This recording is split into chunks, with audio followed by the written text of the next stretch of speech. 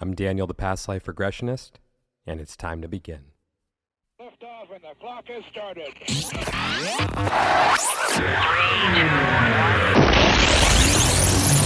1. This is Timeless Spirituality.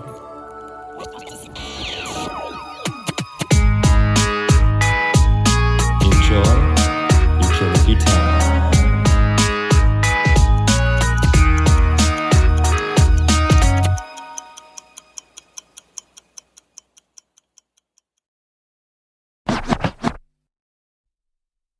Hey everyone, welcome back to Timeless Spirituality. It is time for the season premiere of Season 5 of Timeless Spirituality. So this is an episode that I've been working on probably since January or February of 2025. So I've been working on it for a solid 8 or 9 months. And I'm really proud of it. I thought it was going to be a great entry into this season, which was going to be looking at the difference between belief and faith. And with some of the episodes that you guys are going to hear, I started recording them back in the fall of 2023, which was, 2 years ago. And my intention was to record them all together before I released the season, because I would ask my guest, what's the difference between belief and faith? And I didn't want them to come in prepared. That was a question I would spring on them. And for some episodes, we just focus on that the entire time, even though they were there to talk about past life regression. And it was fun. And I thought that it would go somewhere else that it didn't go. And I realized I just need to let it be. I need to let it breathe on its own. I need to not think about recording a season 2 years out. So I got to let it flow. So with that, a lot of these episodes that you're going to hear were recorded before season 4, the Mirror of Time home series. And I've evolved a lot as a person in that time. I'm sure my guests have evolved a lot in that time, just as I'm sure all of you have evolved. I'm going to be releasing those episodes, but also haven't fully decided if I'm going to be mixing them in with the new episodes that I'm going to be recording and releasing.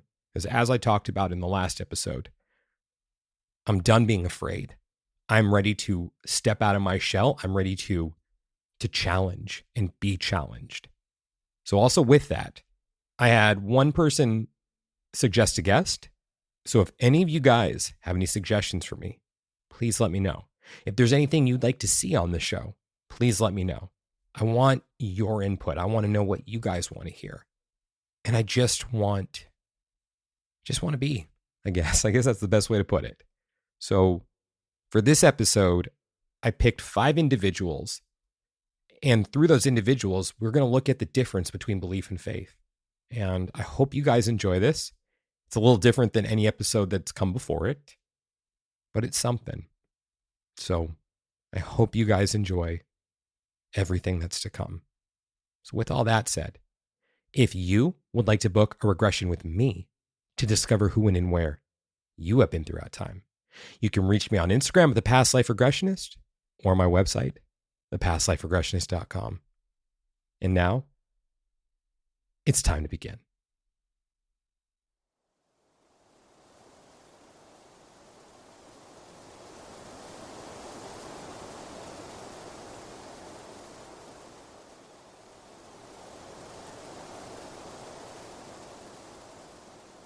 Martin Luther King Jr. wasn't just a leader. He was a vessel of faith, the kind that holds you steady when the world around you is shaking. But his strength didn't come from certainty. It came from conviction. He didn't always know what would happen next, but he still moved forward anyway. He was born in 1929 in Atlanta, Georgia, into a deeply spiritual household. His father, known as Daddy King, was a Baptist pastor. His mother, Alberta, was a teacher and a church musician. Their home was grounded in scripture, service, and a sense of calling that stretched beyond personal comfort. From very early on, Martin understood that faith wasn't just a private matter. It was a way of showing up in the world. You didn't just talk about justice. You lived it. As a young boy, Martin experienced racism firsthand. He had white friends as a child, but when he was 6, their parents said they could no longer play together. But it didn't just confuse him. It cut him deep. He was being introduced for the first time to a system that divided people by the color of their skin, and that was called normal. And that pain would later become part of his calling, not just to protest injustice, but to transform the heart of a nation. At just 15, he entered Morehouse College. He then went on to study at Crozer Theological Seminary in Pennsylvania, then earned his doctorate in systematic theology from Boston University. Throughout those years, he wrestled with questions about God, suffering, and purpose. He didn't blindly inherit the faith of his family. He examined it, he struggled with it, and ultimately chose it, but not as dogma, but as the living force that it was. What grounded King more than anything was the life of Jesus. He believed Jesus embodied a radical kind of love, one that could heal enemies, confront systems, and turn power inside out. He believed that love had to be lived, and through Gandhi, he found a method: nonviolence. And through Christ, he found the meaning. In 1955, when Rosa Parks was arrested for refusing to give up her seat on a segregated bus, King was just 26 years old. He was asked to help lead the Montgomery bus boycott, and what followed was a 381-day protest. His house was bombed, he was arrested, he received constant death threats, but he stayed the course, not because it was safe, but because he believed that love, grounded in faith, was stronger than fear. And there's a story he told about that time. One night, he sat alone at his kitchen table, overwhelmed and exhausted. He said he prayed, not for victory, but for strength. And in that stillness, he heard a voice, not out loud, but deep within. It told him to stand up and to keep going, and that he was not alone. He said that moment gave him a peace that he couldn't explain, and it never left him. His public voice grew louder, but the root never changed. Everything he did, from Birmingham to Selma, from Letter from Birmingham Jail to I Have a Dream, came from the same source. His dream wasn't political strategy. It was spiritual wisdom. He believed in the beloved community, in a world where human dignity and divine love were the foundation of everything.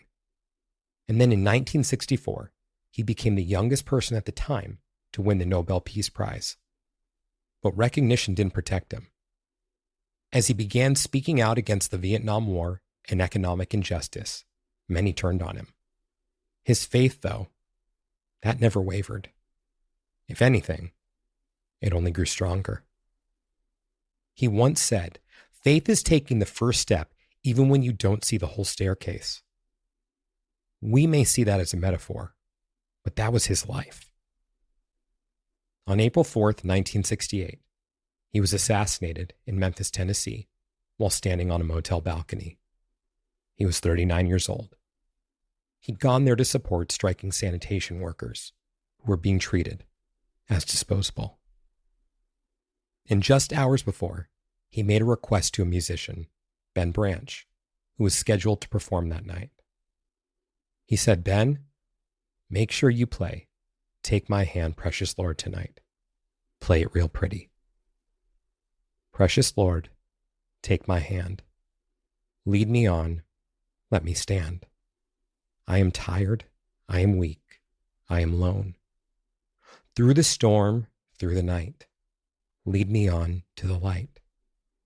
Take my hand, precious Lord, lead me home. When my way grows drear, precious Lord, linger near. When my light is almost gone, hear my cry, hear my call, hold my hand, lest I fall. Take my hand, precious Lord, lead me home. When the darkness appears, and the night draws near, and the day is past and gone, at the river I stand, guide my feet, hold my hand. Take my hand, precious Lord, lead me home. Maybe something inside him knew. Maybe that voice told him something. And with that, King's faith was active. It moved and it marched. But not all conviction looks like that. Sometimes it walks on a subtler side. Sometimes it's in the way that someone sees the world, the order of things, and the mystery behind it all. Albert Einstein didn't speak in spiritual terms, but he held a kind of reverence, not for dogma, but for the structure of the universe itself. Einstein didn't talk much about faith in the traditional sense. He wasn't a religious man in the way that many understand the word. But if you look closer, not just at his theories, but at the way that he saw the world, you find something deeply humble. A faith in order, in harmony, in something bigger than all of us, even if he couldn't name it. Einstein was born in 1879 in Ulm, Germany, to a secular Jewish family. From a young age, he showed signs of being different. He was a quiet and reflective child, and also curious in a way that went beyond childhood questions. By the time he was 5, he'd become fascinated by a compass that his father had given him. He couldn't understand why the needle moved, but he knew something invisible had to be acting on it. And that moment planted the idea that behind the surface of things, something deeper is always at work. Einstein didn't thrive in school, at least not in the traditional way. He found the rigid system to be stifling, and he often clashed with teachers. But he was obsessed with understanding how things worked. He taught himself geometry. He read philosophy. And eventually, he enrolled at the Swiss Federal Polytechnic in Zurich. And that's where he studied physics and mathematics. After graduating, he struggled to find academic work and ended up taking a job at the Swiss Patent Office. It was there, in relative obscurity, that he did some of the most revolutionary thinking in the history of science.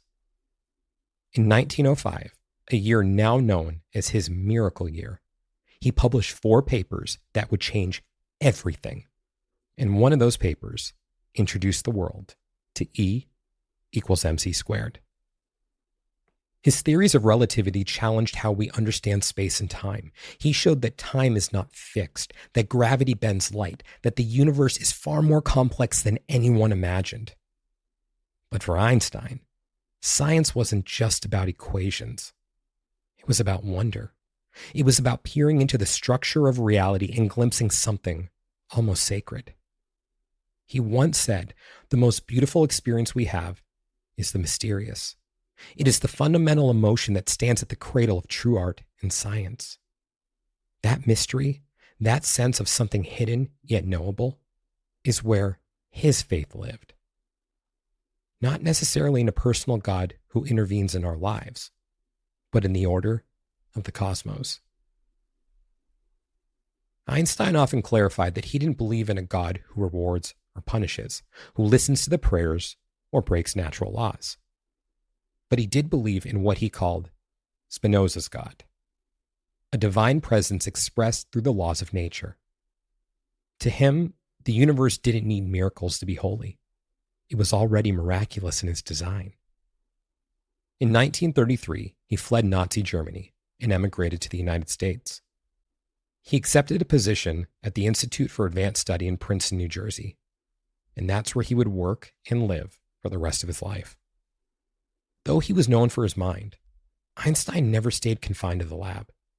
He spoke out against fascism, racism, and the misuse of power. He publicly supported civil rights in America at a time when most prominent white figures stayed silent. He was close friends with W.E.B. Du Bois and stood by him during FBI investigations.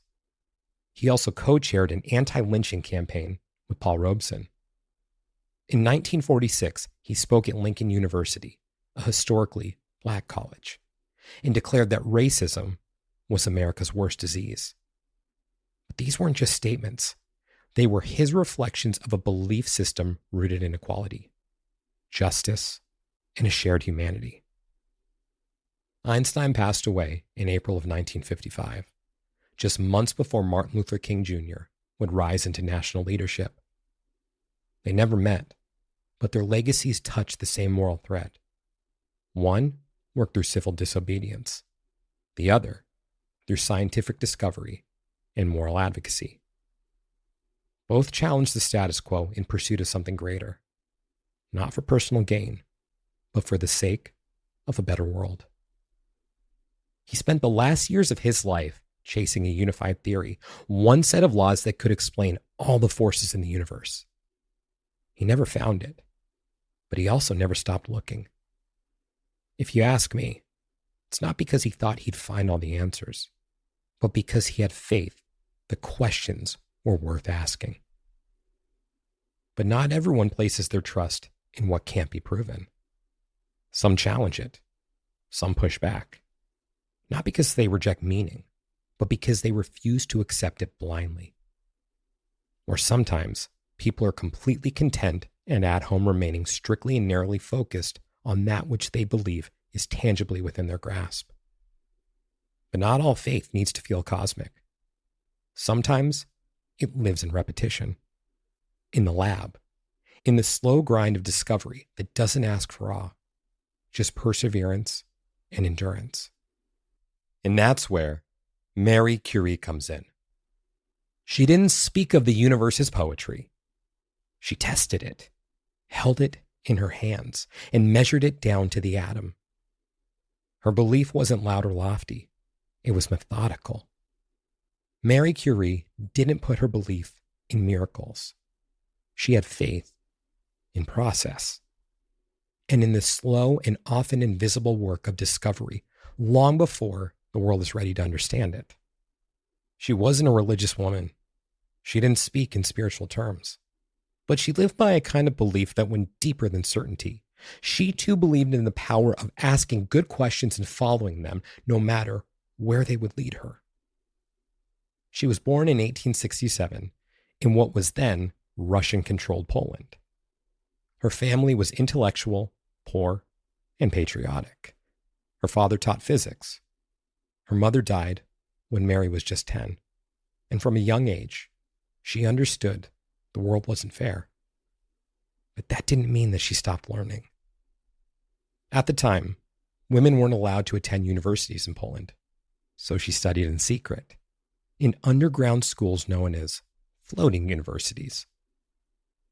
Then she left for Paris, where she studied the Sorbonne. She lived in attics and often went hungry, but not just because she was chasing fame, but because she believed the work mattered more than the comfort. She would go on to discover two elements, polonium and radium, and she coined the term radioactivity. She became the first woman to win a Nobel Prize, and then the first person to win it twice. But she didn't do it with broad support. She did it often in the face of rejection, isolation, and an institutional bias. Curie wasn't loud. She didn't command stages or headlines. Her belief in herself and a mission to show the world what she believed to be true, that is, that women could be groundbreaking scientists as well, that endured. She worked tirelessly in poorly ventilated labs, surrounded by substances no one fully understood, because she believed that knowledge could heal, reveal, and change the world. And she didn't just study radiation. She used it. During World War I, she developed mobile X-ray units to treat wounded soldiers on the battlefield. So she wasn't just a theorist. She was a builder, a fixer, and a revolutionary.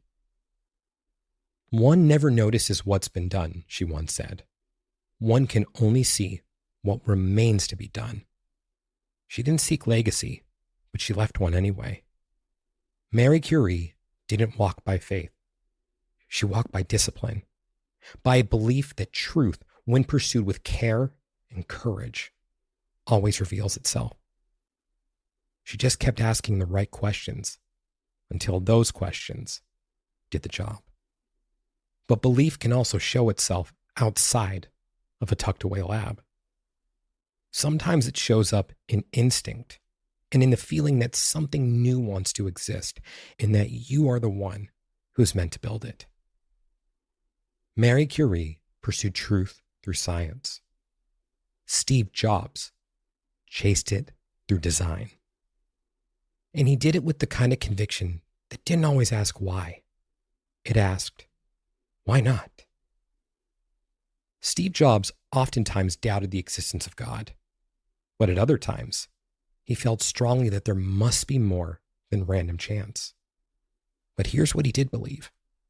He believed in what could be built, not in the abstract, not in some spiritual idea floating above the world, but in the here, in the now, and in the tangible, in the beauty of an accessible opulence, in a design that made you feel something, and in a vision that didn't ask for permission or forgiveness. He wasn't religious in the traditional sense.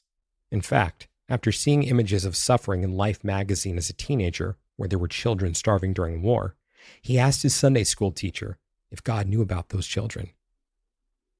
The answer didn't satisfy him, so he walked away. Not just from the church, but from any version of faith that relied on invisible rescue. And yet, he wasn't empty. He was full of conviction, full of hunger, and full of the kind of belief that gets people laughed out of boardrooms. That is, until the world catches up. Jobs believed that technology wasn't just utility. He saw it as expression, that every product, every detail, curve, font, and function could be a kind of art. That the intersection of science and the humanities wasn't a boundary, but it was the point. He dropped out of college, slept on floors, walked miles for free meals, not because he lacked ambition, but because he trusted something deeper. He said it often, follow your curiosity. The dots will connect later. You may not know how, but move anyway. That's not faith. That's belief, forged in instinct and some risk, and of course, failure. Or is it? If you're starting to wonder at this point whether oftentimes there is a commonality and intersection between belief and faith, then listen on. Because while they are not one and the same to a certain degree, I believe that they reside in the same place. So when Jobs returned to Apple after being fired from the company he founded, he didn't come back bitter. He came back clear. He simplified the product line. He poured everything into a single idea. Think different. And he meant it. Jobs believed that craftsmanship mattered, that integrity in design was a moral issue, and that people deserved to interact with something that was intuitive, clean, and powerful all at the same time. And he didn't care if the world said no. He only cared if it felt true. He wasn't always a warm man. He wasn't always fair, but he was always certain. He believed in what he was building, often before the rest of us even knew we needed it. His famous speech at Stanford wasn't about strategy. It was actually about belief. And he said, your time is limited, so don't waste it living someone else's life. Don't be trapped by dogma, which is living with the results of other people's thinking. I think that was the code that he lived by. And when the cancer came, he didn't retreat. He kept building, kept refining, and kept moving forward because he knew that meaning didn't come from waiting for a sign. It came from creating one. He didn't need a God to believe in. He believed in vision, in intention, in what a single mind could do when it stopped asking for permission. Steve Jobs wasn't a preacher, but he did build sermons out of plastic, aluminum, and glass. Not faith, just belief, beautifully executed. But belief doesn't always manifest in what you make. Sometimes it shows up in what you question. Because not every act of conviction builds something. Some tear falsehoods down. And for that, we turn to Voltaire. Voltaire didn't believe in keeping quiet, especially when the world told him to. He questioned power. He too resisted dogma and lived by one conviction above all, that truth should never be off limits. He wasn't a man of traditional faith, but he was a man of principle. And for Voltaire, that meant asking the hard questions. Yet it wasn't to destroy belief, but to defend freedom. He adopted the pen name Voltaire in his 20s after being imprisoned in the Bastille for criticizing the monarchy. And from that moment on, he used writing in the form of essays, plays, poems, and also, of course, satire as his weapon of choice. And what he targeted most often was hypocrisy, especially when it came dressed in religious robes. Voltaire didn't reject belief in a higher power altogether. In fact, he believed in God, but not one who intervenes in the world, punishes sinners, or rewards devotion. Perhaps that belief was easier for Voltaire, a man that certainly had his share of struggles and wanted to cling on to the only things that were really within his grasp, the things that he felt he had any semblance of control over. But not because he necessarily had control over everything he was experiencing in life, but because at least that control was grounded in something that he could comprehend as being within his grasp, even if just without of reach. Because it was here. He embraced deism, the idea that a creator may have set the universe in motion, but one that doesn't interfere in its workings. For Voltaire, the real threat wasn't God. It was people claiming to speak for God, especially when they used that authority to justify violence, censorship, and oppression. And he didn't just criticize, he skewered. Voltaire is often credited with the line, "God is a comedian playing to an audience too afraid to laugh." Whether or not those were his exact words, they capture his spirit of irreverence. That was Voltaire. He wasn't mocking the divine. He was mocking our fear of questioning the systems that claim to represent it. His most famous work, Candide, was a brutal takedown of blind optimism and religious justification for suffering. Through brilliant humor, he exposed how faith, when misused, could lead people to accept injustice as destiny. But underneath the satire was a deep moral seriousness. Voltaire didn't want people to stop believing. He wanted them to start thinking. He famously wrote, "Common sense is not so common." And perhaps more pointedly, those who can make you believe absurdities can make you commit atrocities. That wasn't just wordplay. It was his warning about how unexamined belief in the hands of power can lead to destruction. Voltaire spent much of his life exiled or under threat. His books were banned. He was watched. He was arrested. But none of it stopped him. He believed in freedom of thought, and not just for himself. He defended the rights of people whose views he disagreed with.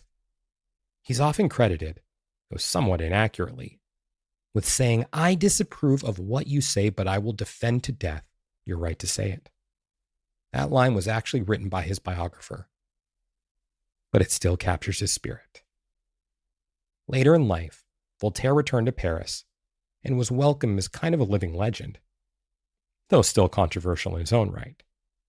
When he died in 1778, he was denied a Christian burial by the church, but the people honored him anyway. Over 1 million mourners turned out for his funeral procession. And 11 years later, during the French Revolution, his remains were moved to the Pantheon, a mausoleum for France's great thinkers. Voltaire wasn't anti-spiritual, but his belief wasn't rooted in tradition or revelation. It was rooted in reason, in conscience, in the idea that no one should be punished for asking questions. He once said, if God did not exist, it would be necessary to invent him.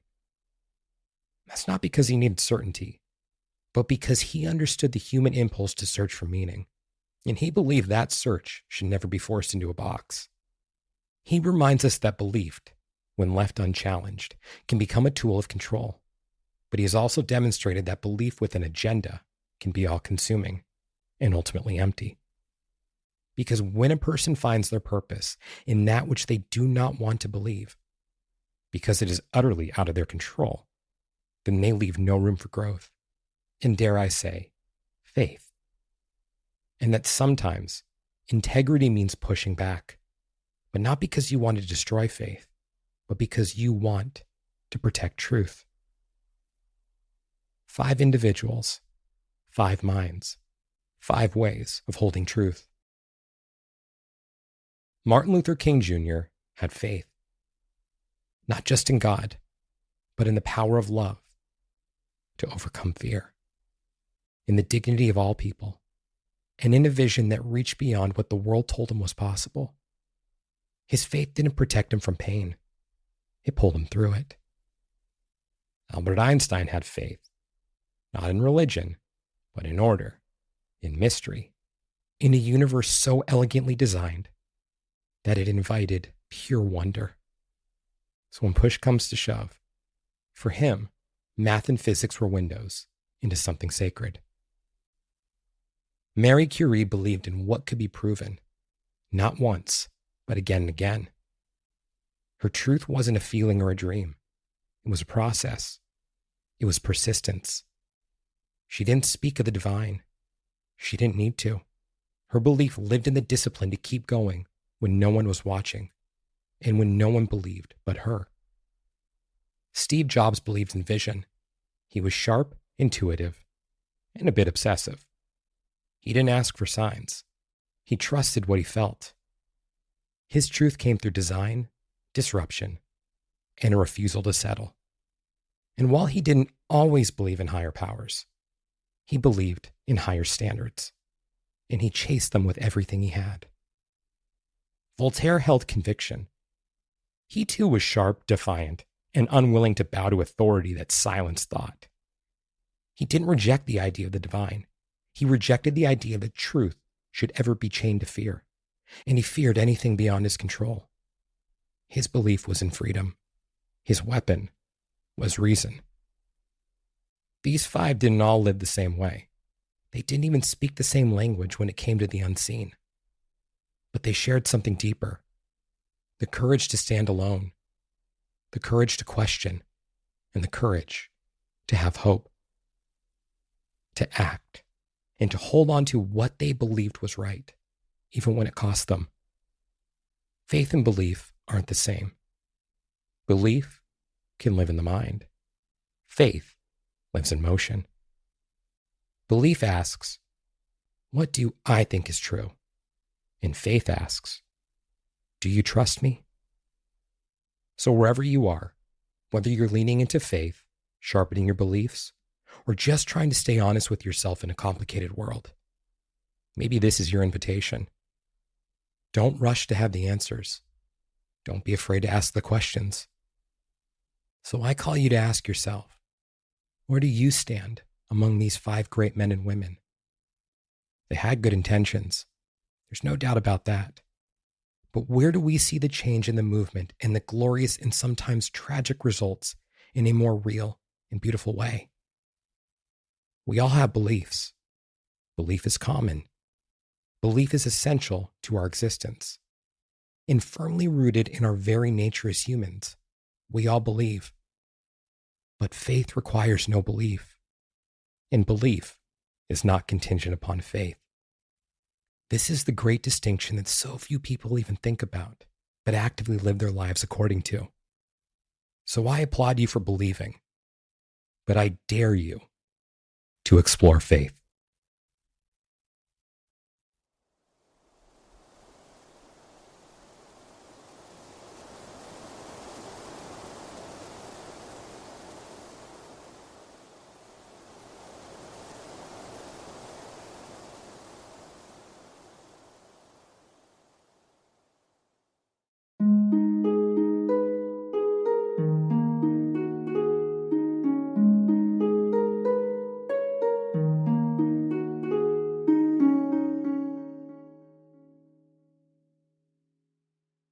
Fellow time travelers, your journey through time awaits you. Just want to thank you guys so much for listening to today's episode. And if you're interested in discovering who, when, and where you have been throughout time, and you'd like to book a session with me, just go ahead and send me a message on Instagram at The Past Life Regressionist, or you can reach me through my website, yourpastliferegressionist.com.